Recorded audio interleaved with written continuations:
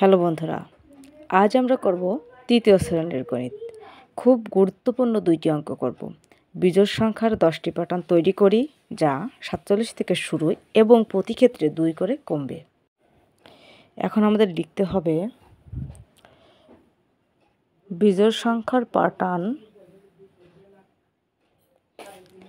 বিজোড় সংখ্যার প্যাটার্ন, সংখ্যার প্যাটার্ন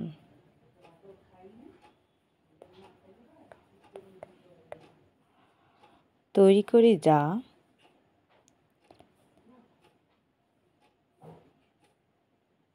47 দিয়ে শুরু এবং প্রতি ক্ষেত্রে 2 করে কমছে। এখানে কয়টি প্যাটার্ন তৈরি করতে বলেছে? 10টি। আমাদের গুনে গুনে 10টি প্যাটার্ন তৈরি করতে হবে। তাহলে আমরা কি করব? 47 দিয়ে আমরা শুরু করব।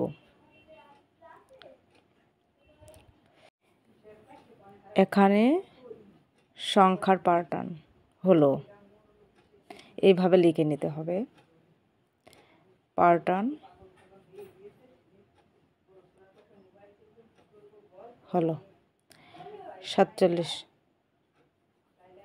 47 দিয়ে শুরু, কিন্তু 2 করে কমবে, এটা কিন্তু মাথায় রাখতে হবে। 47, 45, তারপরে হচ্ছে 43, তারপরে 41,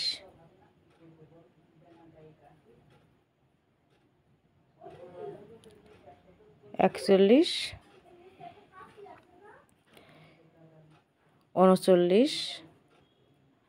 37, 35, 33,